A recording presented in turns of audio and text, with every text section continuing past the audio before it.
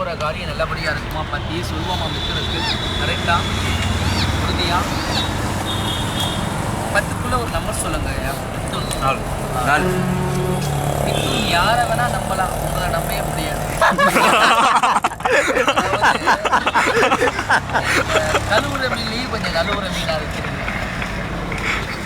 மாயக்கண்ணன் படம் இருக்குது. உங்களோட பேரமைப்புக்கு எந்த ஒரு கரை செய்தாலும் மாயமாக மரமாக தான் செய்வீங்க. அதாவது உங்களோட பேரமைப்புக்கு பாலகனே எதை கண்டும் பயப்படக்கூடாது. இன்றைக்கு ஒரு காரியம் நீங்கள் செய்யலாம்னு நினச்சா துணிச்சலாக திறமையாக இறங்கணும். புரியுதா? மின்வைத்த காலம் பின்வைக்கக்கூடாது.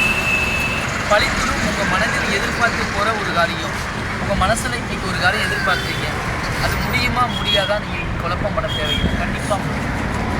பழித்தலும் எதிர்பார்த்து போகிற ஒரு காரியம், மேலான அண்ணன் தம்பி மற்றும் மாமை மச்சான் உறவாக இருந்தாலும் நம்ம குடும்பத்தை வச்சு பகையாக பிரிஞ்சு போனவர்கள் கூட மறுபடியும் குடும்பத்தில் கூடி வருவாங்க. அப்படி கேட்டால் உங்கள் குடும்பஸ்தானமாக சிறு நல்ல காரியமாக ஆடி வருவாங்க. கால திசைகளும் உங்கள் பேருக்கு பைக்கு நல்லதாச்சு. உங்களை பிடித்த ஒரு சனி திசைகள் கெட்ட நேரம் கெட்ட கிரகங்கள் கேட்பது விட்டு விளைகிறது. இனி எந்த இடம் போனாலும் சீரும் சிறப்பாக வாழலாம். உதாரணத்துக்கு சொல்ல போனால் ஒரு செய்ய வேண்டிய தொழிலாக இருந்தாலும் லாப செயல் காண்பீங்க, நஷ்ட செயலை காண மாட்டீங்க. ஆனால் ஆத்திர குணமோ கொஞ்சம் அவசர குணமோ படக்கூடாது. இதுதான் வெள்ளிக்கிழமை செவ்வாய்க்கிழமை குடும்பத்தில் விளக்கு வச்சதுக்கப்புறம் 6 மணிக்கு மேலே காசோ பணமோ உங்கள் கையிலேருந்து ஒரு மனிதருக்கு நீங்கள் கடமாக கொடுக்கக்கூடாது, கடமாகவும் வாங்கக்கூடாது.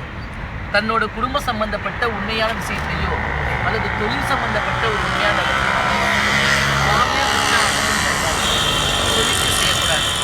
நானாட்சி கெட்டு ஜாமீன் யாருக்கும் போடாது. புரியுதா? உடம்புல உள்ள சிறு கெட்ட நோய் நொடிகள் கண்டமாக ஆரோக்கியமான உடம்பு பெரிய மனிதரோட ஒத்தாசை உதவி என்பது ஏற்படும் பழகி, அதனால நிம்மதி. உங்களோட பேரமைப்புக்கு பெரிய மனிதரோட ஒத்தாசை உதவி என்பது ஏற்படும். அதனால உங்க வாழ்க்கையில சில லாப செயல் காண்பீங்க, கஷ்ட செயலை காண்பீங்க. கிருஷ்ணனே வந்திருக்காரு. இதை இருந்தால் நல்லா இருக்கு. கெட்டது இல்லை. யாரு